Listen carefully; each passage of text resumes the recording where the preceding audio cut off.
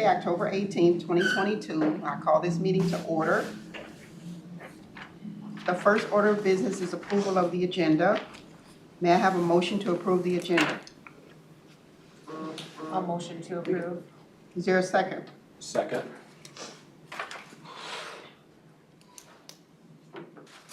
If there's any discussion. And the question, we have a question about whether we need to do a vote on approving the agenda every time, because we don't do that at the council. Is that a required thing to do?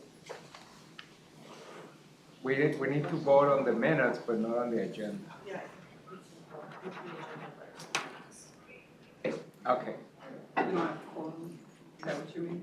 Well, we don't need to run a roll call for approval of the agenda. Yeah, so we can approve the minutes, but we don't have to approve the agenda. That's right, okay.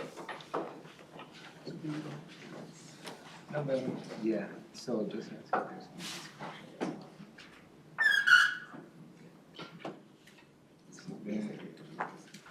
No, we just ask if there's any changes or if somebody wants to modify the agenda. Are there any changes, or does anyone want to modify the agenda? No? No. No? Okay. So we leave the agenda. This is what you're talking about. Sure. So the next order of business after Edward finishes with the churro is the approval of the minutes, but we don't have enough of a quorum at this point to conduct a business of approving of the official minutes. So we'll just set that item aside until either we have a quorum or at the next meeting. The next item on the agenda is the public invitation, and this is the time that we have set up for members of the public to address the committee. Don't know if we have anybody interested or sign up to speak. Again, for folks that might be watching this at a later time, this is a time that we always have open for folks to come here and share whatever issues they have that is, might not be reflected on the agenda, or things that they have concerns about. Moving on briefly, we don't have any reports of the subcommittees at this time. We had this discussion before.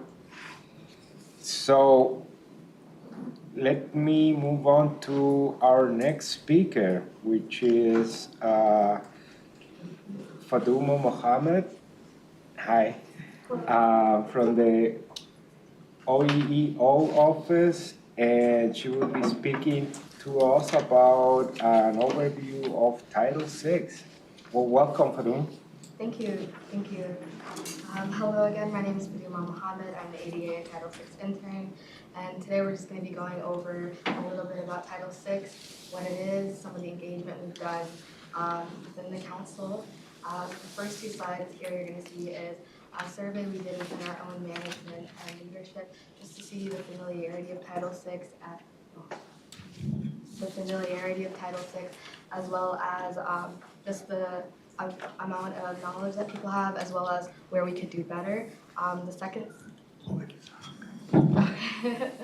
and then you can move to the second slide. The second slide also helps determine what spaces we need to improve on in regards to Title VI implementation, as well as identifying different departments. That one, okay. Different departments. So through this survey, we conducted Title VI requirement questions for each department, as well as understanding the communications and procedures and seeing what departments have been utilizing Title VI, as well as in what ways. And then through that, we identified liaisons. So each department within the Met Council now has a Title VI liaison, which we can update, and they can update us on the Title VI efforts going on within their departments. So with that being said, let's get into what Title VI is. Well, Can you back up and give us some summary of what these charts are saying to us?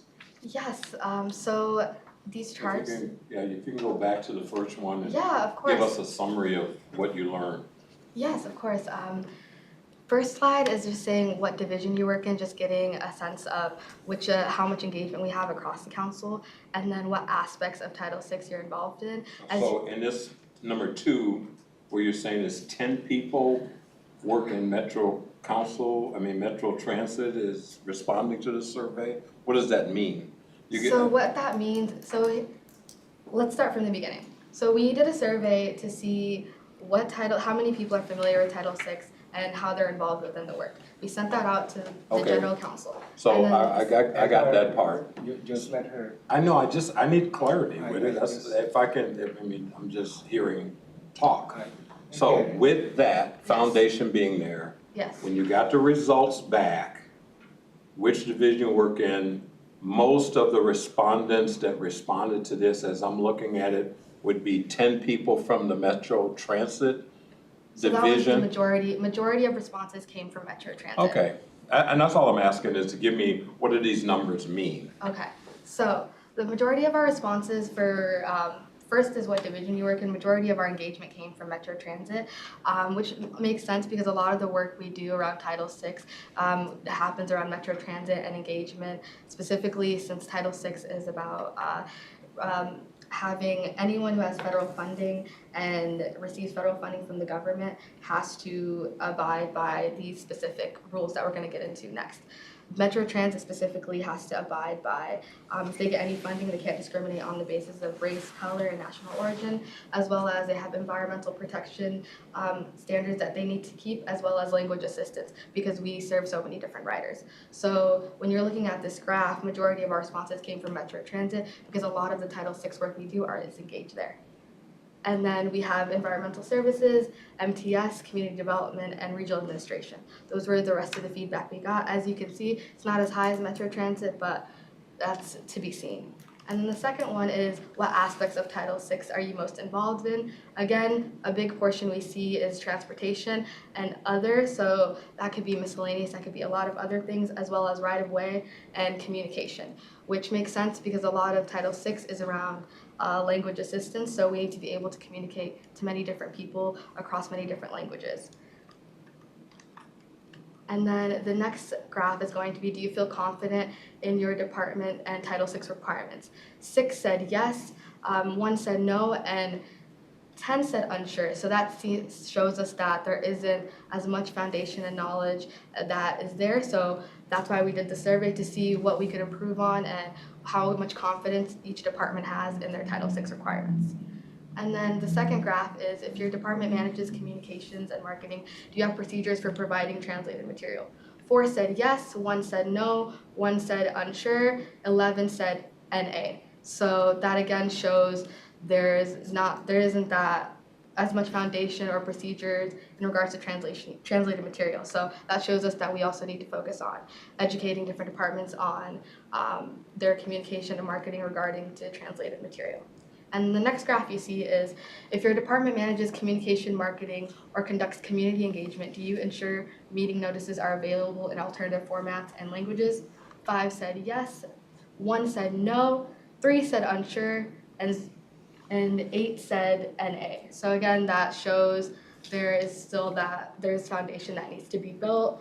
The 5 that said yes, there's that confidence there, but not as much as we want to see. We want that 8 from NA to go up to 5 and join the yes. Now we're going to get into what This is 2, 5, 7, 8, 9. Are we missing questions, or is that just the way? Why we don't have a, like 1, 2, 3, 4, 5, 6, 7?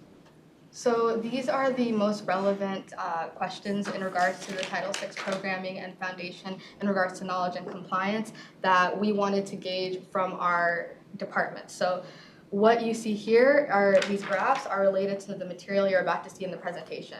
So for example, number 11, in regards to translated material, we're going to, as in the next coming slides, we're going to be talking about the language implementation plan.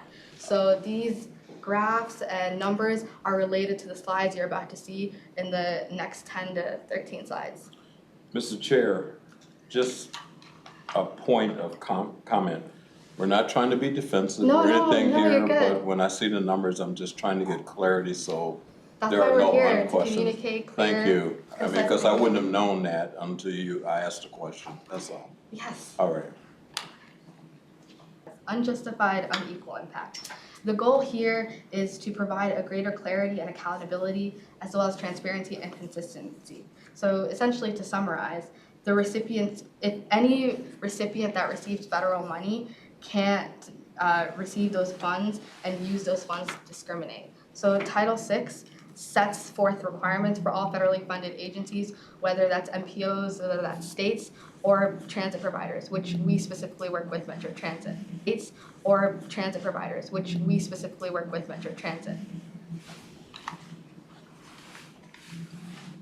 And so again, why is this important? Why is Title VI something that outside of the federally funded regulation, why do we use it? Title VI holds us accountable to the ways we affect our communities in the long term, not just maintaining compliance, but also doing the spirit of the work. Specifically, it's here to protect our communities of color and our low-income communities. And additionally, it's one of the few civil rights laws that covers environmental actions and protections. So what are some of the FTA requirements that Title VI departments have to abide by? So if you're an FTA Title VI recipient, there are certain FTA responsibilities that you must meet. One, you must maintain all of your contract requirements and sub-recipients based on the Title VI program that your department submits. There must be in place an environmental justice guidance policy for your FTA recipient as well as you. And then 3, you must maintain consistent records on Title VI programming and recipient to sub-recipient monitoring and compliance. And lastly, you, as well as forming and maintaining a language. If there's an acronym like that that is not defined on the slide, if you can just mention it, just so people who are just watching this can know. Of course. Okay, thank you. No, thank you. So when it comes to Title VI and the responsibilities, there is the main recipient who gets these funds, which have to abide by those 4 pillars that we just talked about. And then there are contractors and sub-recipients. Majority of the responsibilities between contractors and sub-recipients are the same, but they're a little different. So we're gonna go through this. For contractors, they're not required to submit their own Title VI plan. Instead, they adopt and follow the Title VI program of the agency they contracted with. So that means the recipient is responsible for contractors complying with the Title VI program regulations. And then in regards to sub-recipients, where they have to submit their own Title VI program. So they have to show the scope of the Title VI program, what the need is, and also the amount of utilization of the bus fleet. So they not need to only make their own Title VI program, they need to show that there is a need for it, and as well as the scope of the Title VI program. So those are a little bit of the different responsibilities between contractors and sub-recipients for Title VI. So in regards to this, recipient and subcontractor monitoring. So when it comes to recipients to sub-recipients monitoring compliance, there are 2 things you need to know. 1, primary recipients must monitor their sub-recipients. So for example, Met Council must monitor Metro Transit. And 2, non-compliant sub-recipients. So if your sub-recipient doesn't meet the terms of their Title VI program, that not only means they're in breach, that also means the primary recipient is also not in compliance. So for example, if we had a contract with Metro Transit and they didn't follow the Title VI policy and weren't in compliance, we as Met Council in this scenario would also be in breach. So you take on the responsibility of your subcontractor. So it's really important that, you have to 1, maintain consistent documentation ensuring that the subrecipient is within the Title VI program requirements and guidelines, and 2, the collection and review of the subrecipient Title VI program, making sure that you review it, they're meeting the base needs, and 3, regarding Metro Transit, they providing sub-recipients that they verify the level of quality of service. So not just making a protection agency cannot receive that money and pollute in ways that have unequal impact, specifically on the basis of race, color, and origin. This is really important, and because our BIPOC communities have historically and disproportionately have been the ones affected and exposed to environmental hazards. And because of the consistent decision made by state, cities, and corporations, this is a really important guideline that we must follow. And race is usually the most significant indicator of a person living near contaminated air, water, or soil. Usually 50 to 56% of pollution near the toxic waste sites are in communities of color. And this leads to higher death rates, stunted development, and long-term health issues. So this is really important. And any Title VI recipient and sub-recipient have to abide by this in order to receive their funding and also make sure that they're not harming the community in an unjust way. So any communities of color, that for that specific acronym, and then race also can fall into that, and then color and national origin. So it doesn't matter where you're from, your environmental protection needs to be within all those guidelines. They can't be Madam Chair, Yes, discriminatory. sir. the POC in that Yes. BIPOC, what are those groups inside the POC? I think it just an umbrella term for all people of color in different groups. So Asian, Pacific Islander, Hmong, Hispanic. So there's so many different groups of color that I could name that are in that POC. That I could name that are in that POC group. Okay, thank you. Any other questions before I go to the next slide?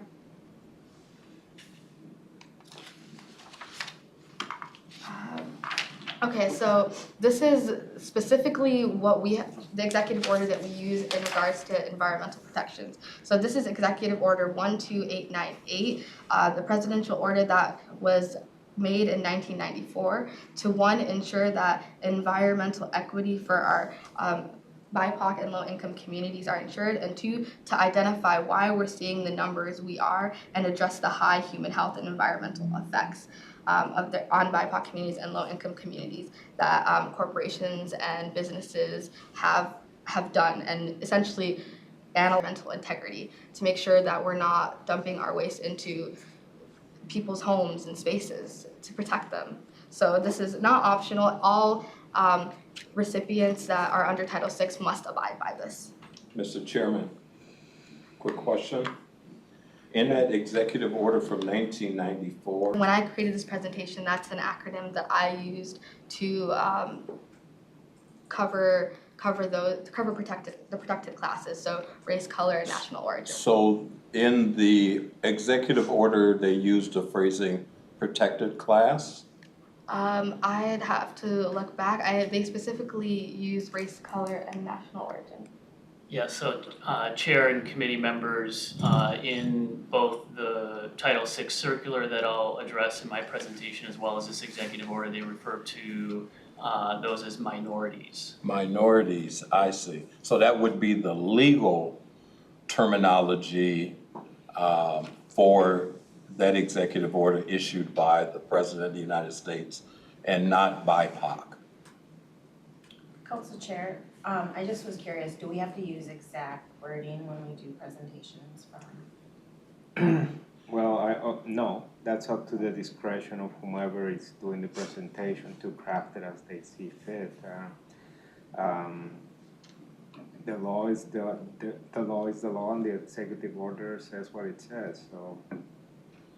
And I was just seeking, I didn't know for sure, 1994 executive order used the acronym BIPOC.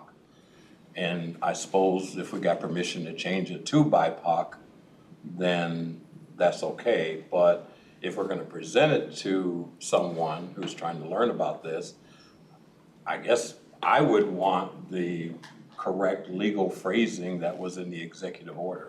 versus something that I would just voluntarily change. Now, I'm not even trusting if the entire executive order is what the executive order say. I have to go back now to read it to determine if any of the terms used up there are in the executive order. But I will trust that you just changed that one phrasing because you, I guess, felt it was better to say BIPOC versus minorities?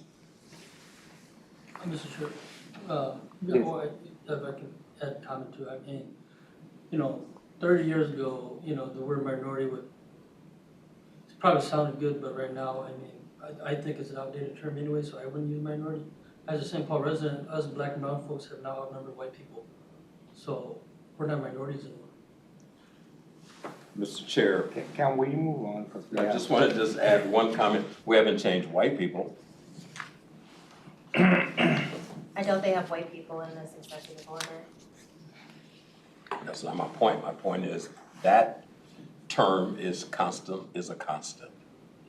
But I'm just, if you're gonna present an executive order, which is an official thing, it should be presented as it is written. I mean, that's all I'm saying. But I will accept BIPOC because you don't think minority is right, but I don't know if we're above the law in terms of changing it. This is just a overphrase of the situation, so it's not. So as a point of order for the public meeting, all questions should be addressed to the co-chair who gives permission for follow-up and response. And there's a presentation on the table at this time. So if we don't have any questions that actually impact the presentation, can we move forward and save those questions for committee discussion? Yes. Thank you. Go ahead, Fadumo. So in regards to Executive Order 12898, this is an example of the EPA Environmental Protection Agency issuing a first and only preliminary finding on discrimination in a case filed by a Latino student in California. So this violated the executive order. This complaint stated that agricultural pesticides were being used more frequently and heavily around schools with high BIPOC student populations, exposing these students to greater health risks. And the mother, Marcia Garcia, had to file a complaint with the Environmental Protection Agency. To give a little context around the issue, David Garcia, her son, was 14 years old when the civil rights complaint against California Department of Pesticides and Regulation was issued. This was back in 1999. By the time the EPA and inform the community failed.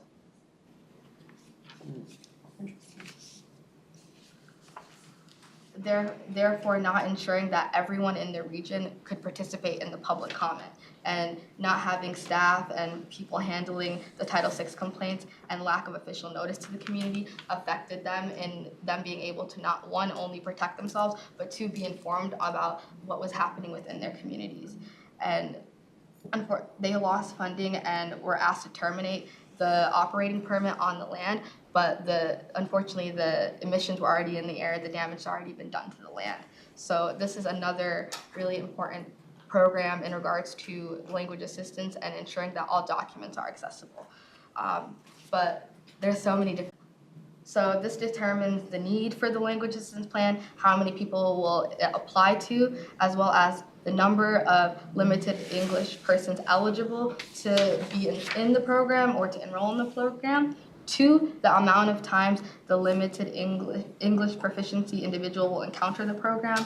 3, the nature and importance of the program. So does this program have an impact on this person's life, their ability to find housing, food, just the need of the importance of the program also must be identified. And 4, the resources available to the recipient for outreach, as well as the costs associated with it. So identifying the number of people, identifying the individuals that are going to encounter and use the program, identifying the importance, and making sure there are resources for the recipient to do outreach and execute this program. So these are the 4 factors in regards to putting a limited English proficiency program in place,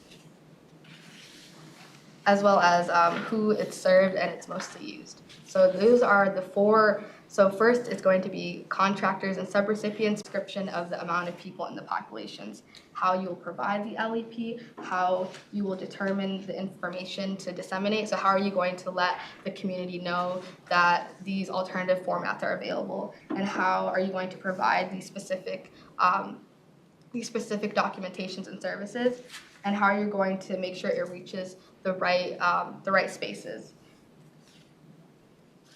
So that's the limited language assistance plan requirements, as well as how we determine if we need to translate documents and how many documents. And yeah, so that's the limited English proficiency plan. That's pretty much everything for Title VI. Are there any questions, anything you'd like to go over again? I'm ready. I just have a quick question, and this is regarding the survey results. And we had the 10 folks from Metro Transit that answered, right? Do you have an idea of what's the actual universe of folks that should have an opinion or should have information about what Title VI is because they work with it? I mean, because the total people that responded are what, 20, less than 20, right? So what's the universe of people that should have responded?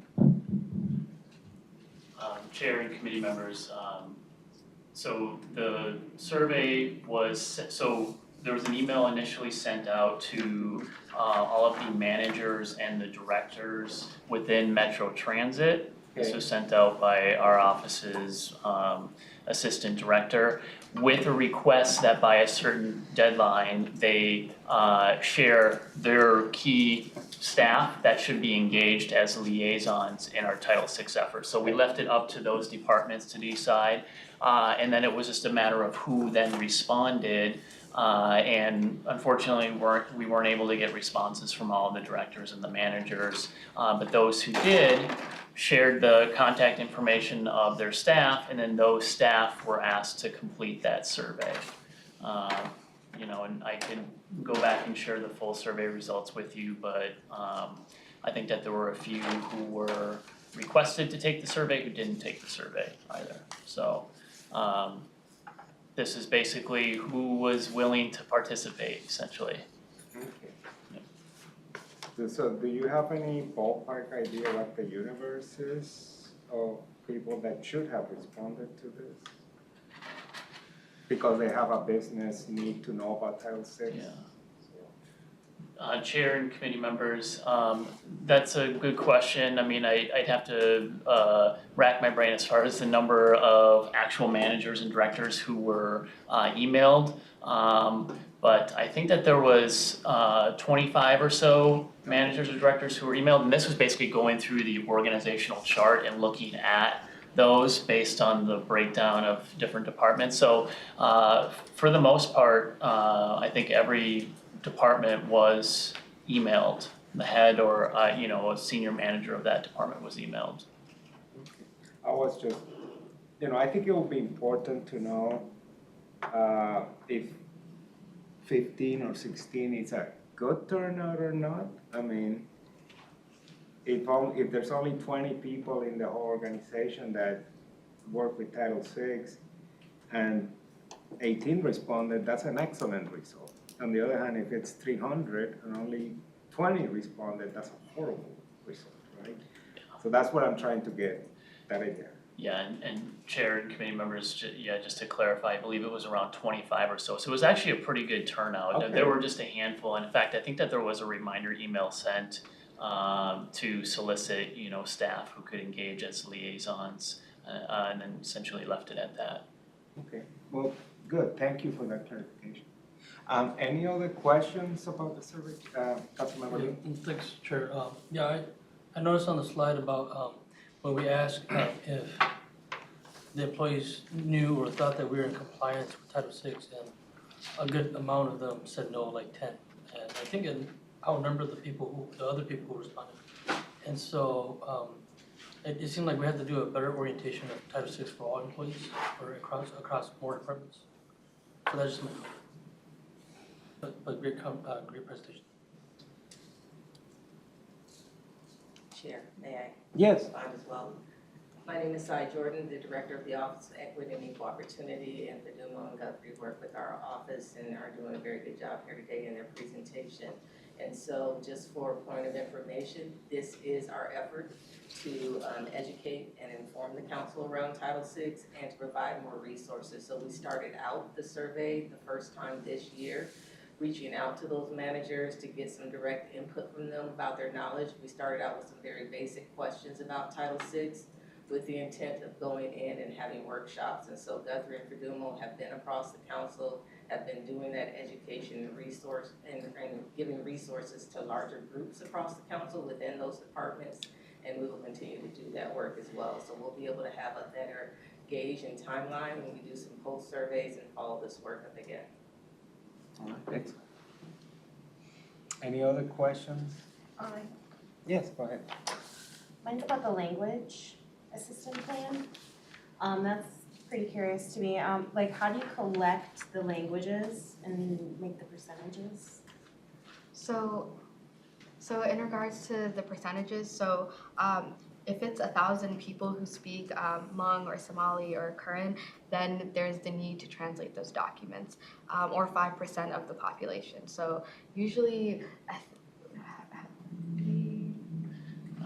Chair and committee members, so the primary data source to determine the percentages would be the American Community Survey. So we'll look at the the most recent 5-year survey. So with this Title VI program that I'll present on, it looked at 2016 through 2020. So that's primarily what we use, and then specifically it's the languages that are spoken at home, primarily spoken at home. And then there's additional data that we use to supplement, so looking at public school data, as well as transit behavior inventory survey, so onboard ridership. This is specific to our transportation services. Great, thank you. Any other questions? No? Okay. So, thank you for your presentation. thank you. And now we have the Guthrie Byard with the 2023-2025 Title VI update. Thank you. Welcome, Guthrie. Right.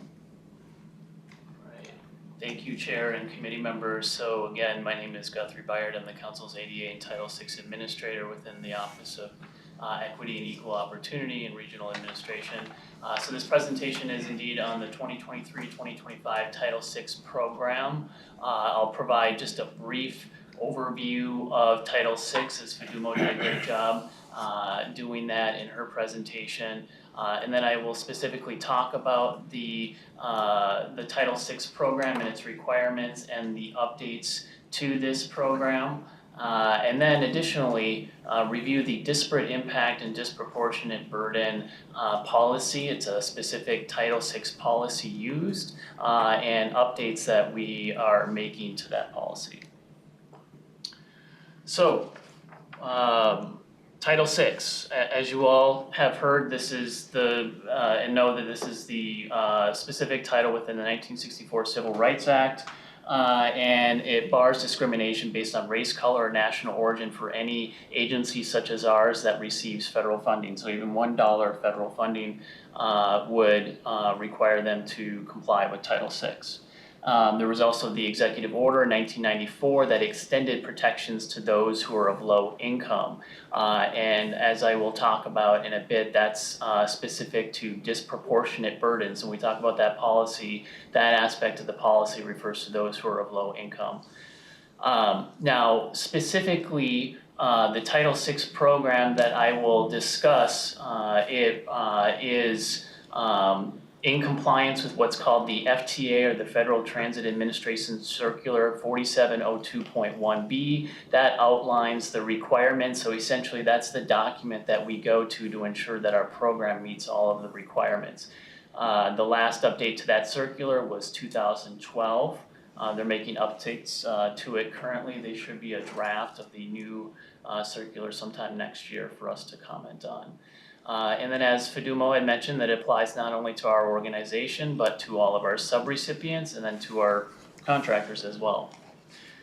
So specifically the Title VI program, this is a reporting tool, it's a retrospective program looking at existing council policies and operational practices, transit-related policies and operational practices for the last 3 years. And so that's why it's the 2023 to 2025 program. The last update covered the years of July of 2017 through June of 2019, and then was approved January of 2020. So we refer to that as the 2020 to 2023 Title VI program.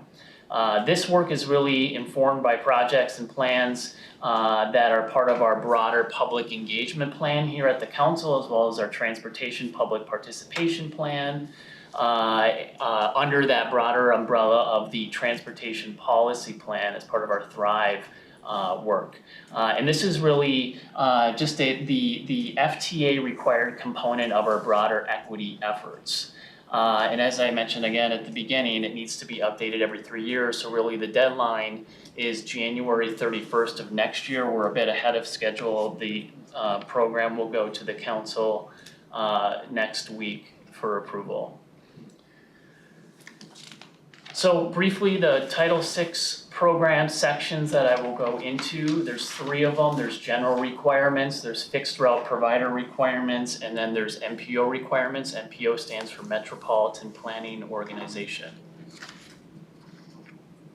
So general requirements, this is essentially us highlighting where and how we notify the customers of their rights. So this is the public notice here on this slide. This is what you will see in all of our transit vehicles. So this is light rail, fixed route, as well as our paratransit vehicles.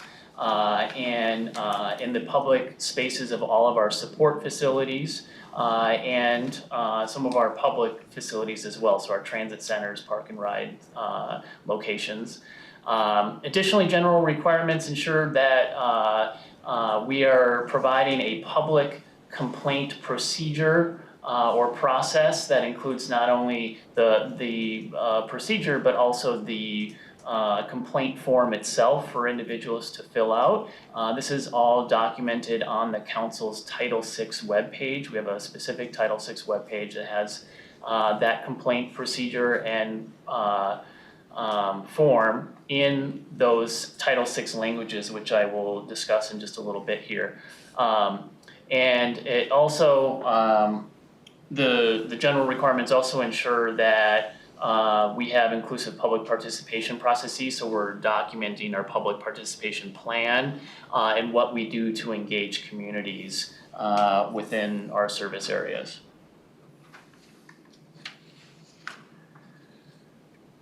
So I mentioned briefly our public engagement efforts and the language assistance plan. Fadumo has also mentioned this as well. So this details our specific efforts, and it's pulled from our public engagement plan, our transportation policy plan, our regional solicitation efforts, as well as the transportation improvement plan. So there's a lot of kind of high-level policy documents that we pull from, and really, again, it's a retrospective over our last 3 years. So it's pulling efforts that we have undertaken over the last 3 years and putting it into this document. So as you can imagine, it's quite a bit of documentation. I believe the program is nearly 450 pages long.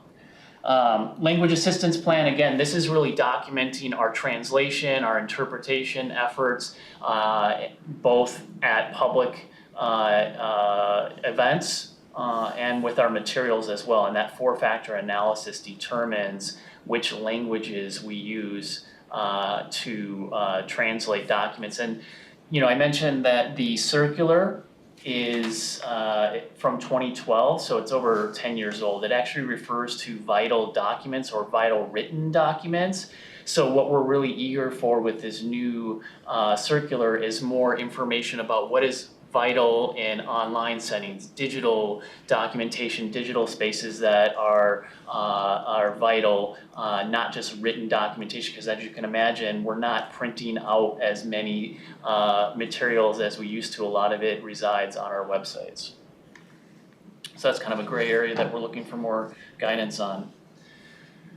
Going into fixed route provider requirements. So the previous slides, they all apply to recipients and their sub-recipients, no matter their size. So those general requirements need to be documented in anybody's program, whether they're a very small sub-recipient or a very large sub-recipient. And so those agencies also need to set and share system-wide standards and policies. So these are policies and standards that, with the case of Metro Transit, they're highlighted in 6 different areas. So we're talking about vehicle load, service frequency, service availability, on-time performance, distribution of amenities at our different locations and where they are at within our service area. So, we wouldn't want to see just a high concentration of amenities in one specific area of our service area and then not have any in another. And so a lot of that is detailed in the form of maps within our Title VI program. And then additionally, every 3 years, we have to conduct a service monitoring study that's specific to those system-wide standards and policies. And that gets added as an attachment to our Title VI program. So you all should have access to the draft Title VI program. If not, we'll make sure that you have access to that. And that's something that will certainly be included as a attachment for the council meeting next week. But again, that has that service monitoring study as an attachment, and that was updated last year, so it's kind of staggered. We don't do both in the same year. That's a heavy lift, and plus we also want to make sure that that's actually provided as an attachment in the program that we submit to the FTA. For those agencies that meet a certain threshold, and that specific threshold is that they have more than 50 vehicles in service during peak transit times, they have to also report additional demographic data. So these data profile maps and charts, as well as survey data, so customer demographic and travel pattern data. So this is, I mentioned during Fadumo's presentation, the travel behavior inventory. So that's every 5 years or so, we actually get on board buses and other transit vehicles and survey riders for their demographic information. So SAFE analyses. SAFE stands for Service and Fare Equity Analyses. So as I mentioned, those certain larger transit agencies, so those that meet this threshold right now are Metro Transit, as well as MVTA. Those have 50 vehicles in peak service.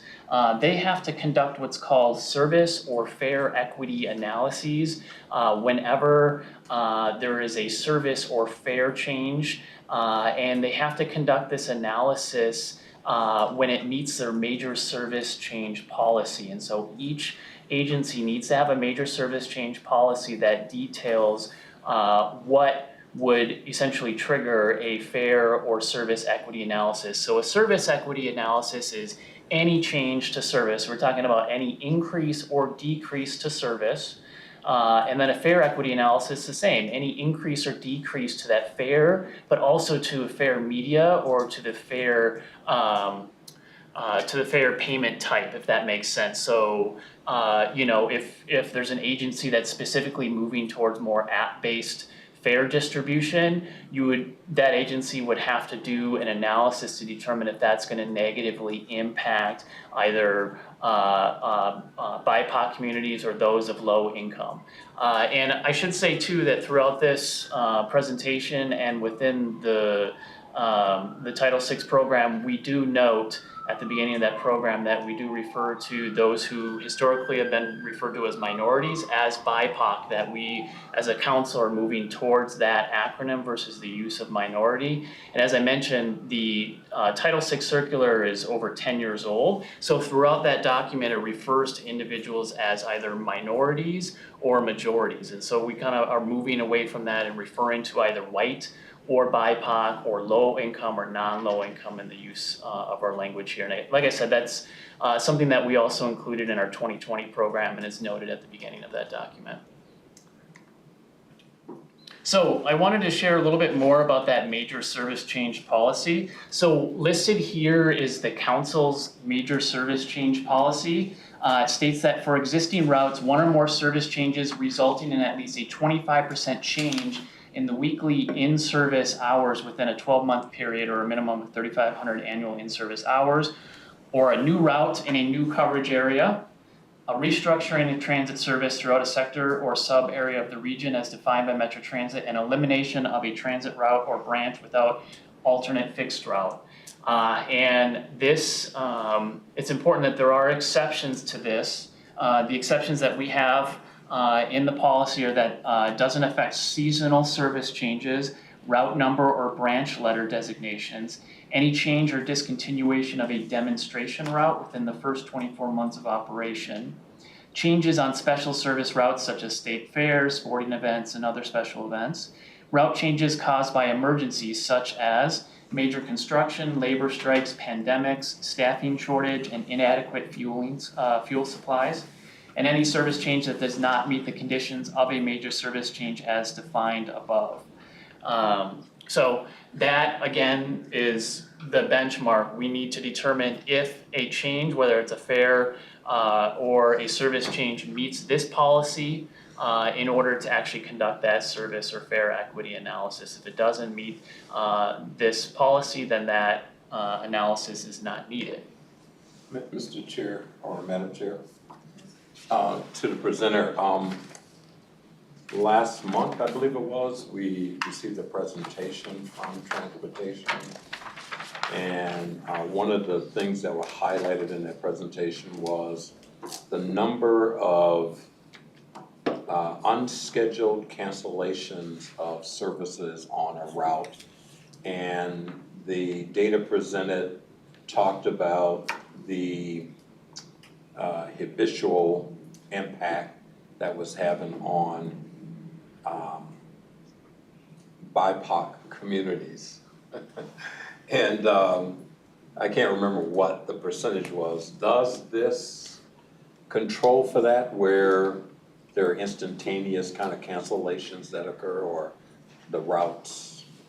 Yeah, thank you, Chair and committee members. Yes, I would, in this particular case, that's based on a reaction to the pandemic that's in place, as well as the staffing shortages that we're experiencing. So the labor shortages across public transit, the public transit sector has a direct relation to the number of route cancellations and the general impact on service provision. Madam Chair, presenter, the data that I recall seeing showed that the cancellation of routes stayed the same during that time period in white communities. The two biggest impacts of daily cancellations was in indigenous and black communities, based on the data that they had. It may have been less egregious in Latino communities and others. So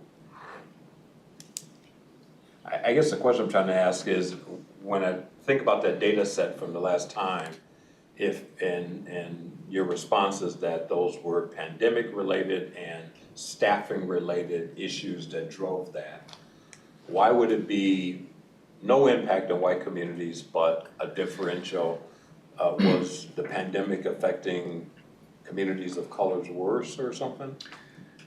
Chair and committee members, that's a good question. I believe that would be outlined in the annual service equity evaluation that Metro Transit conducts. So if you haven't seen that, and that might be what they were referring to, I'll make sure that you have access to that. And kind of what you're getting at is more of a service development question. So I'll make sure that I pose that to the Director of Service Development in case it's not referenced in that service equity evaluation. That's something that, again, we do on an annual basis. It's not required under the FTA, but we've done that on an annual basis for years now to look at a year-over-year change to our service levels based on things like worker shortage and pandemics, where it's not necessarily triggering that major service change and then that service equity analysis, but we're doing those analyses ourselves anyways because it's important for us to know where we're making changes and if we're negatively impacting certain areas of our service environment versus others, or certain communities over others. So yeah, I'll make sure that that's something that you have access to. Last follow-up question, Madam Chair. Go ahead. So you had mentioned before you're moving from minorities to BIPOC, and that's something that you're voluntarily doing. That's a sort of a progressive way of identifying those that live under those constructs. How do we take what FTA is not requiring us to document in terms of what we just talked about and elevate that to a consequential kind of impact that FTA is not recognizing at this point, but we're measuring it. But there's no consequences for our measurement of services being interrupted, unannounced, voluntarily here. And what do we do in this document that help us with making it consequential, because it is consequential for the people that are impacted by it? Chair and committee members, that's a good comment. So a couple of things. So one, we recognize that the circular that we use for this plan is, again, over 10 years old, so we are eager to see a new circular that hopefully provides more guidance and also requests information more in real time. So I mentioned this is a retrospective review of our transit efforts for the last 3 years. It then goes to the FTA and then they go through a lengthy evaluation process for it while we've already moved on, beyond that. And so I know that that's one of the things that they've asked about, is that they have more real-time input on our transit efforts. And so I think that is important, that where the FTA is a larger federal agency, they're not going to be as nimble in being able to get access to that information like we can get access to that information, because at the end of the day, it impacts the service changes that we make or that we don't make. And yeah, to your point, if we are finding that there's certain changes that are made that might have negative consequences on certain aspects of our service area, how are we being held accountable for that? I mean, that's a good question. I don't have an answer for that. Okay. Thank you. Can I ask, because I was saving my question kind of related to what Edward was mentioning, but since he already brought that issue. So the major service change policies trigger when a series of events happen, but it's not triggered when the pandemic happened, right? Okay. And you listed other examples of behaviors or situations in which it's not triggered. Has this major service change policy has ever happened? Yes. Ever been triggered? And what would be an example of that? Chair and committee members, yes. So I'll actually detail 3 service equity analyses that were done over the last 3 years. These are primarily our lettered lines, so this is BRT. That's anytime we are implementing bus rapid transit, is what BRT stands for, that triggers the need for a service equity analysis, because oftentimes it's replacing fixed route on that route. So, the C line is Route 19, D line Route 5, D line's gonna be implemented here at the end of the year. So we need to conduct those service equity analysis, the orange line as well, so I'll detail that a little bit later. All right, disparate impact and disproportionate burden policy. What this specifically refers to, as I mentioned at the outset, disparate impact is used for race, color, or national origin. Disproportionate burden refers to those of low income. And so when we're setting our policy, those two terms are defined as such. So what is the current, what we call the DIDB threshold? So again, that's disparate impact, disproportionate burden threshold. It's currently set at 80%. Disproportionate burden means that benefits are being provided to low-income populations at a rate less than 80% benefits being provided to non-low-income populations. And then disparate impact, the adverse effects are being borne, so say the removal of service, those effects are being felt by those who are white at a rate less than 80%, those being felt by, less than 80%, the adverse effects being felt by those who are BIPOC. And so that is the definition that we have on file. That's the threshold that we have on file. So when that analysis is done, we look at the percentages for each one of those service equity analyses or fair equity analyses to determine if that threshold has been hit. And I can say that over the last 10 years, that threshold has only been hit once, where we needed to conduct some additional analysis because that threshold was hit, and that was for disparate impact on the orange line, and I'll mention that here in a second. Mr. Chair, a quick question on this. Yeah. The disparate impact,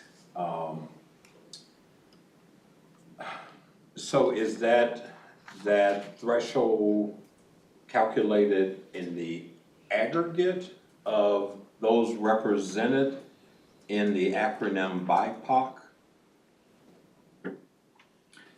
Chair and committee members, yes. So that's a reference to, again, all those who, according to the circular, are referred to as minorities. So anybody not white would be referred to as potentially having a disparate impact if that 80% threshold is met. So, me being African American, there would never be an analysis of disparate impact for my community. It would have to be the aggregate of all of those quote-unquote BIPOC minorities communities in order for that to be considered or adjusted. Chair and committee members, so that's a good point in that as far as the data being shared with the FTA in the aggregate, it looks at that. However, in the data that we use, again, going back to the American Community Survey, we can break it down to that level as far as who is being impacted based on race. But what is being shared to the FTA is more an aggregate and is a look at those who, again, historically have been referred to as minority or currently BIPOC. That makes sense. Mr. Chair, another question. So, the FTA defines minority as specific race and nationality groups. And African American is included, African American or Black is included in their definition of it. On the BIPOC, it's just Black, Indigenous, and then people of color. It doesn't go to the specific protected group members, each of the protected group members. So I guess I go back to my question again. If we're moving there, are we omitting other protected group members that would identify as African American? Chair and committee members, that's a question that I cannot answer. However, I think that is a good question that should be posited to our community engagement folks and to our public engagement staff when looking at the use of BIPOC across the council and if there is a negative perception of that within communities that we serve and getting that information. But that for the purposes of this report and the presentation, BIPOC is not intended to exclude any individuals who otherwise don't identify as being white.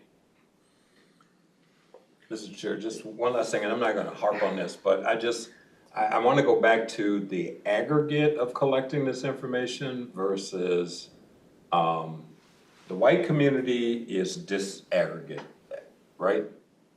So it would generally fall in that category, even though there are a lot of different ethnic communities under white.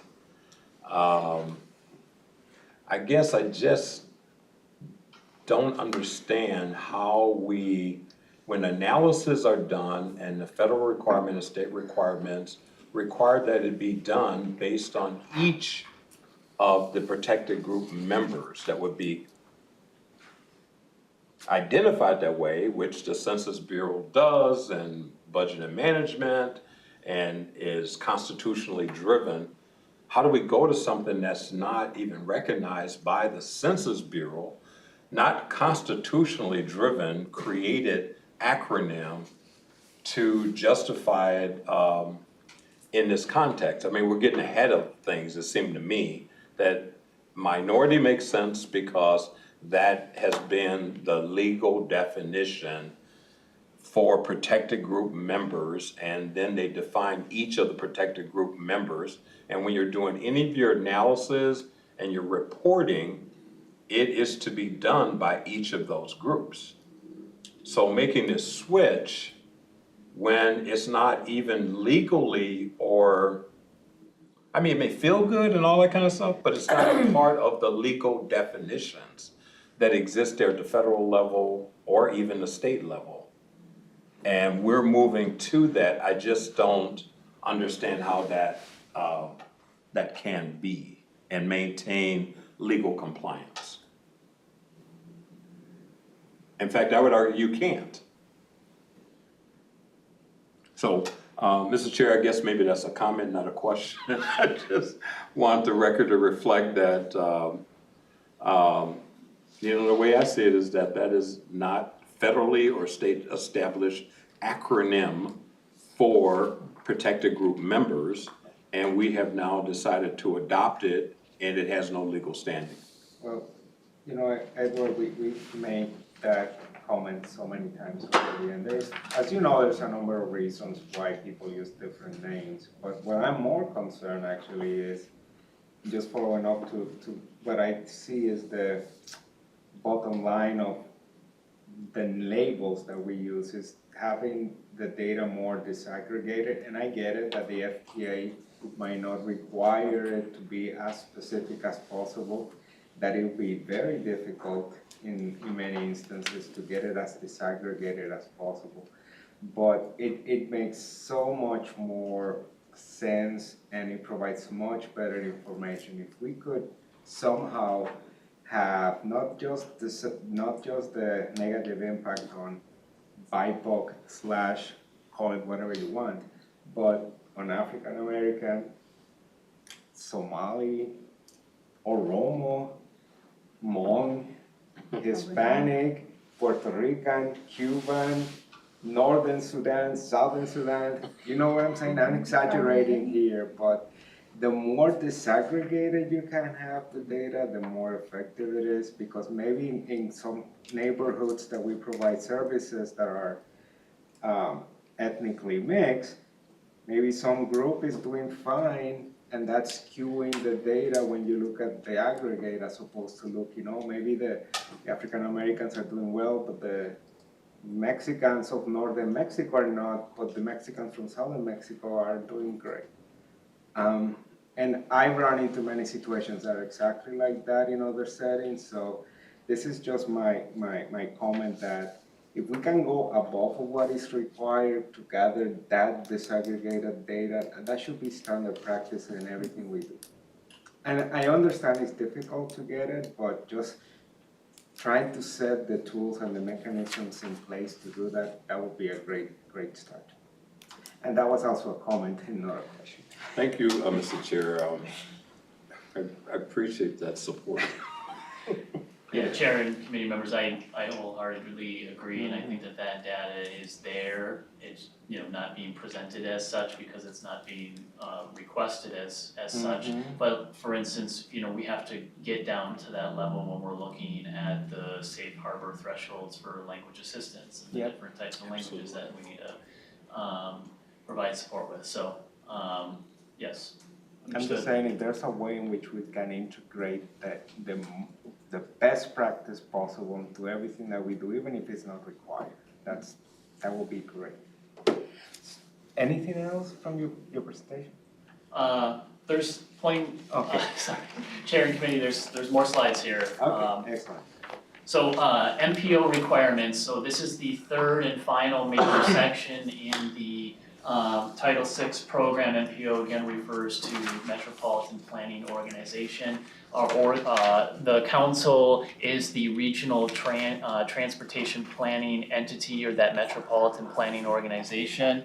So essentially, federal funds for transit projects are funneled through our planning processes, and we need to document area demographics for how we solicit and distribute those funds, primarily through the regional solicitation process. So that is documented in that third section of the Title VI program. So as an overview, these are the changes to the Title VI program that is going for council approval. So again, there's the inclusion of the 2021 Service Standards and Policies Monitoring Evaluation as an attachment to the program.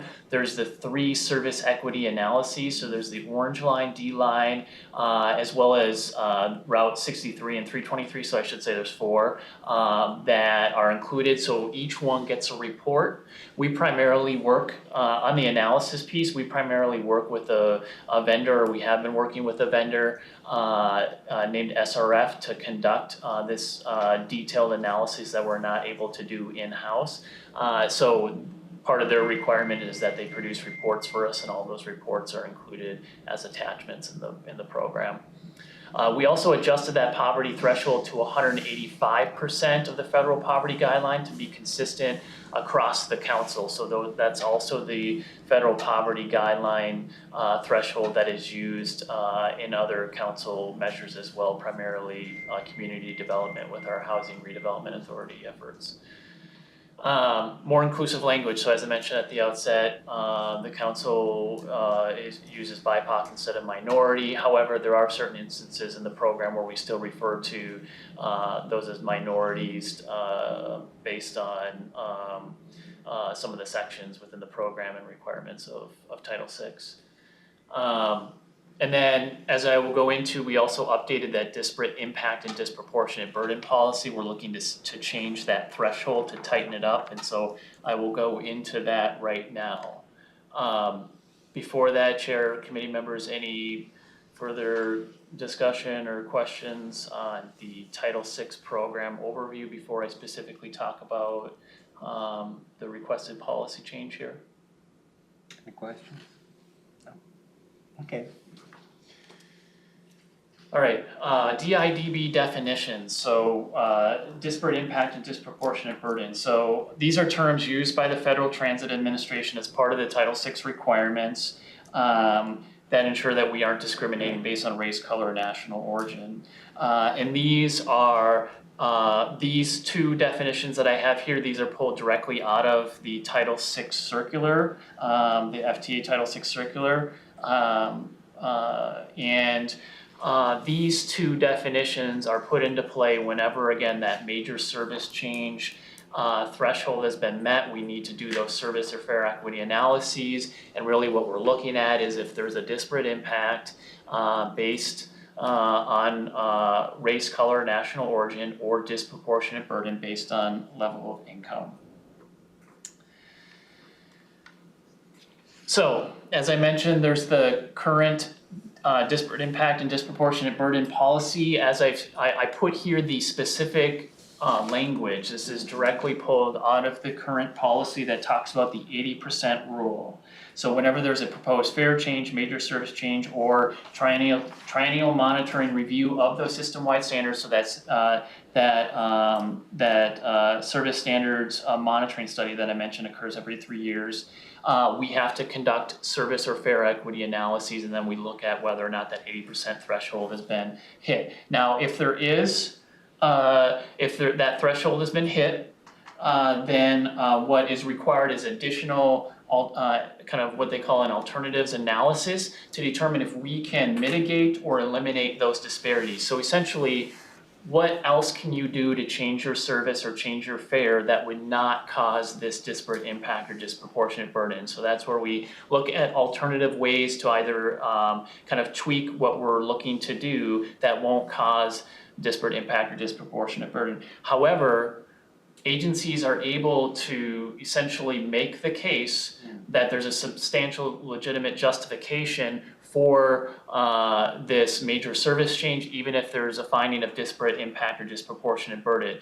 Now, where they can get in trouble is that they can go forward with that service change, whether it's an increase or decrease or that fare change. However, they have to provide results of those equity analyses and then include that in their Title VI program that gets submitted to the FTA. The FTA reviews, and then they will make that determination if you actually have met justification for incorporating or making those service changes. And that's where they talk about wanting to provide more real-time feedback, because as you can imagine, there's agencies that might make a substantial legitimate justification and then go forward with implementation without any sort of finding from the FTA until the FTA gets around to reviewing their next Title VI program, if that makes sense. And so we also just welcome more real-time feedback from the FTA so that we ensure that we're in compliance and not just finding out every 3 years if we're in compliance or not. Mr. Chair, back to our point of, and to the presenter, is there any way in this definition that it can say to the greatest extent possible information would be disaggregated along the minority definitions or BIPOC definitions? Because I think we're pretty unclear who's under the people of color part of the BIPOC and who those are, and there's nothing statewide, federal that defined who is included in BIPOC or the POC of the BI. It's just an assumption that somebody made up, but legally, no one's created a definition for what BIPOC is. I know in this document you say BIPOC is the same as minorities, and then there is the definition of minorities. I just don't understand why we're using something that just doesn't have the kind of legal background or justification. Are we advocating for this? Is this being included in order for us to try to influence? That's where the nation should be going in this regard.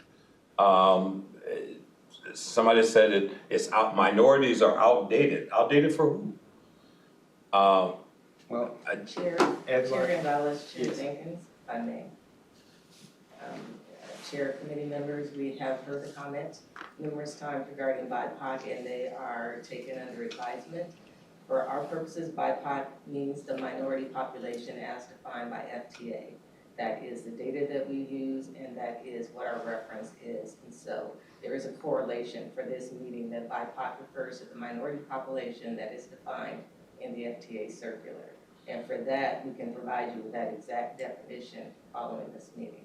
But that is what our data shows, and that's what we're relying on. So it's not a creation of something outside of that. And so with that, we'd like to move on with our presentation, and we will certainly take it under Mr. advisement. Chair, I think we are done. Disaggregated We're done. Mr. talking Chair, I about have this a issue. comment, Mr. Chair. I think we can save those comments for after the presentation is over. Is there relevant to that one? They're relevant, Mr. Chair, to the presentation. Go ahead, Guthrie. Okay, thanks, Chair and committee members. So this is the proposed disparate impact and disproportionate burden policy. In a nutshell, essentially what we're looking to do is we want to move away from 80% and we're tightening the threshold to 10%, focusing on a 10% difference versus an 80% impact of either a positive or an adverse impact. So essentially we want to be more in line with our broader transit equity efforts and hold ourselves to a higher standard. And this is something where, as I mentioned at the outset, over the last 10 years, we've only hit that 80% threshold once. But nonetheless, I think that it's important that as we go forward and we're continually and hopefully adding to our transit infrastructure, that we are holding ourselves to a greater standard in that 80% or if you'd like, as a more direct relationship, a 20% difference versus this 10% difference was really something that was in place in 2013 when we created the current policy, the 80% policy. And that had to do with our access to data, our in-house ability to create data. We didn't have our own strategic initiatives department that can create a lot more data for us right now. Also just the tools that are used, whether it's by our organization or by vendor organizations like SRF to be able to do this. That margin of error is significantly less, and so there's no need to have that level of variability in the difference. Now, I should say that as we have noted here, that if there is a beneficial effect beyond a 10% difference to BIPOC communities or to low-income populations, we are documenting that, but we don't identify that as a disparate impact or disproportionate burden simply because the Title VI is focused on discrimination for those of color or those of low income, and so we don't see that as a negative impact.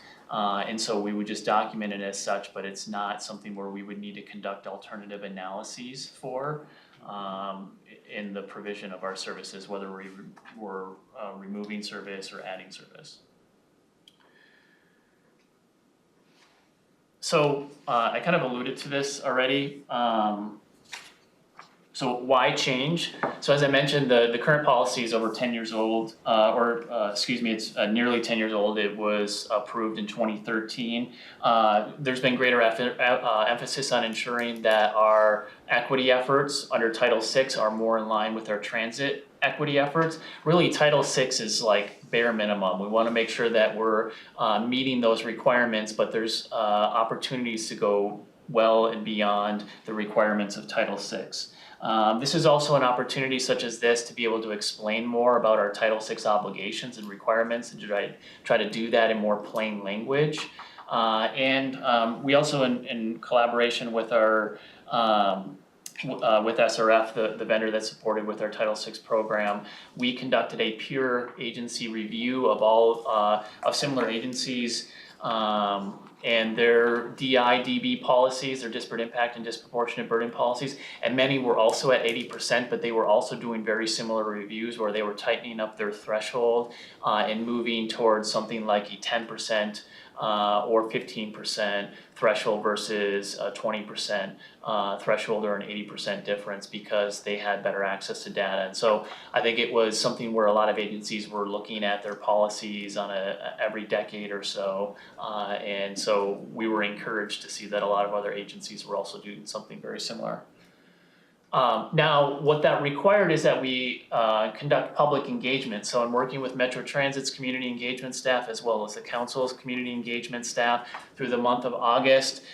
We solicited input on this policy change on all of our websites. We also reached out to those agencies that provided input on our 2013 policy that was set, as well as a list of all other community agencies that are essentially agencies that Metro Transit and the council go to and solicit feedback from whenever we're doing any sort of transit infrastructure efforts. We received 17 responses, which that may seem like a low response rate. I think that also speaks to the fact that a lot of people don't know what Title VI is and what it means in the context of our transit efforts. And so the responses that we did get were mostly favorable. Some of the comments were more broad about our transit equity efforts or our transit implementation efforts, things like reduced service and things like that in general, that aren't necessarily related to this particular policy change. However, the specific details of that public engagement effort is detailed in our Title VI program. And with that, that concludes my presentation, Chair and committee members, and I welcome feedback on this presentation or the previous presentation. Any comments or questions? I guess I have one question. You can go first. You can go first. The last one, that public engagement of agencies, so that's just like, you're asking the agency, like the department director head, do you ask like the actual people they serve in these kind of situations? Chair and committee members, that's a good question.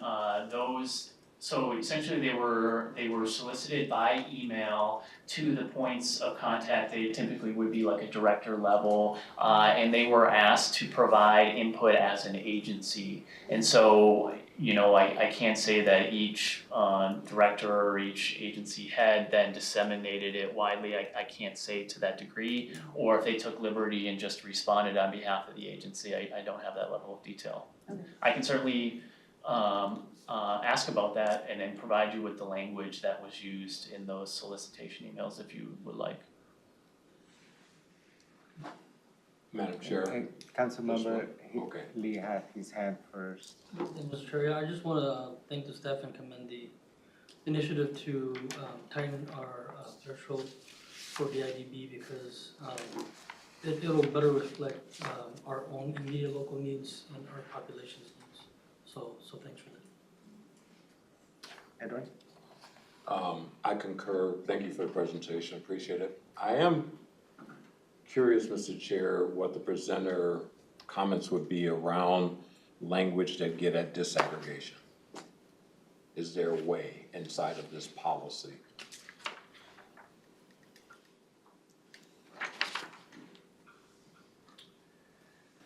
Chair and committee members, that's certainly something I can bring back to those involved in setting the proposed policy change language.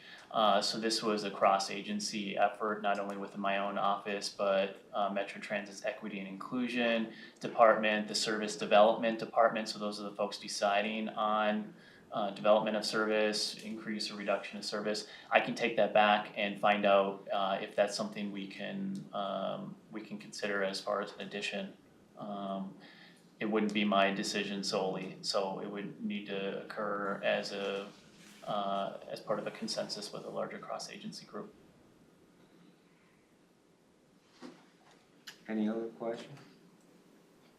I should just say to Chair and committee members that that would be part of a broader conversation about then not only collecting that disaggregated data and reporting it for FTA purposes, even if they don't ask for it, but then also just for use across the council and making decisions, including in our service equity evaluations that are done on an annual basis.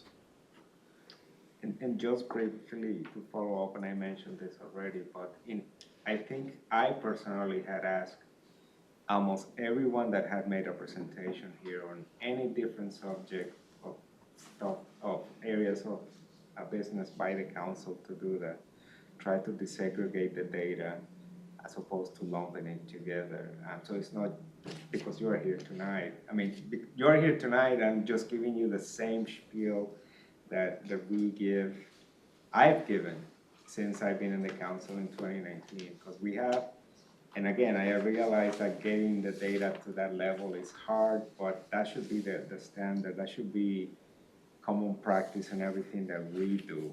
And I mean, we're just stating the same to you today as we will do to whomever makes a presentation next time again, to try to desegregate as much as possible. Any last comments or questions? No. Thank you very much for your presentations. Very helpful, very illustrative, so we really appreciate it. Thank you. Thank you. And moving on to the next item on the agenda is the reports from the standing committees. I was out of the country for the last week and a half, so I have no reports since I wasn't around, but I don't know if Councilmember Lee has anything that came up that No. might require an update. Sure. Two interesting items from community development. Okay, thank you. Last night at Community Development Committee, if folks are interested, I think folks on this committee would be interested. Two items in the information briefing. The first one is community development grants. It was a great presentation on end of year review of how much money we've given out at community development. You can see the breakdown of the amazing projects that we've funded through like LCA grants. That impacts, people's lives and housing affordability, people's ability to get to work through different modes of transportation. The other item folks might be interested is in the residential development and deeply affordable housing report, which is another great end of year report about how we have either met or have not met kind of our regional affordable housing goals. Of course, we haven't met. It's hard, but the data shows some interesting statistics that we have collected across the cities and the counties. When you look at the kinds of permits that have been pulled, we look at the data projections and through the next decade, for example, we're at least short, so 1,700 units for affordable housing. But you also see through the permitting data, how in the last decade the number of multifamily housing units have increased about 30%, and that definition is housing units with 5 bedrooms or more. And then the number of townhomes, those permits have gone down. So there's a lot of interesting data. You want to dig into the weeds in the different ways we have impacted affordable housing in the whole region as a whole. It's really high level stuff, but there's a lot of interesting data in there. So that's from Community Development Committee. That's all I have. Right, thank you. Thank you.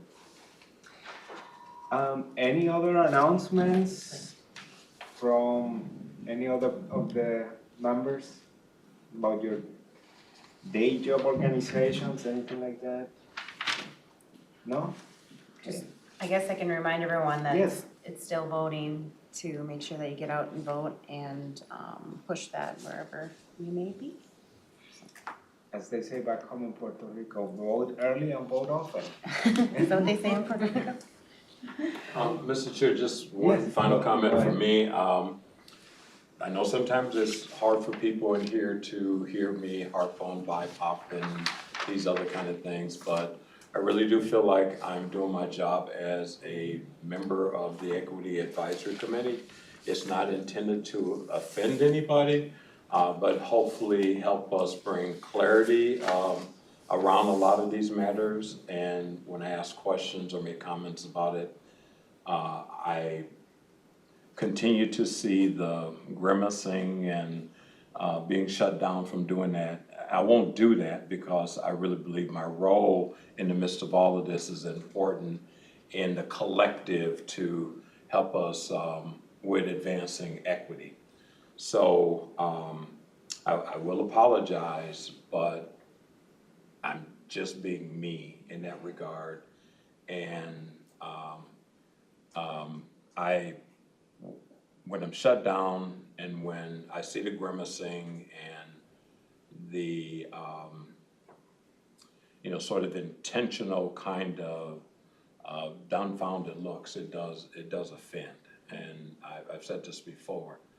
I come here, I'm here every month to bring what I bring, and it's not intended to offend anybody, it's just the way I see things, and I just try to represent that. So I don't want the animosity, and I want you to listen, just like anybody else that make comments here. Mine may be a little bit different, but they're not intended to offend anybody.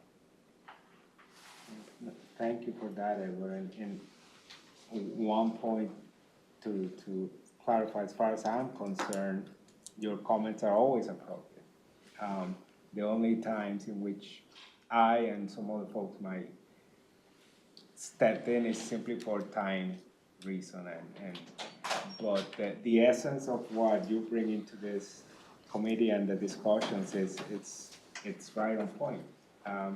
One thing that I want to stress is that many of the issues, actually all the issues that we raise here and in other meetings, we've discussed at the council level, because they are real issues that need to be addressed, from the terminology that we use, to the type of data that we gather, to what happens to that data, to the input from the community. All of that has been discussed, and it's right up the alley of the work of the EAC. So that's never a problem as far as I'm concerned. Thank you. And now that Phil got here, we declare this meeting adjourned. All right, there we go. Actually, we were at the last item of the agenda. It's not because you got here, so, anything else? Any other comments? No? Okay. Well, I think there's plenty of food back there from El Burrito Mercado, so, at this point, we declare the meeting adjourned, and thank you very much for a good discussion. Need a motion on that, I think? Do we need a motion? Yes, we do. I'll make a motion to adjourn the meeting. Okay. Second, motion carries. We don't have to have a conversation. I'm out of here. Yeah, we switched chairs. I figured I'd get the things from the angle you had. Yeah, you're moving. It's a lot more pleasant. Possibility continue.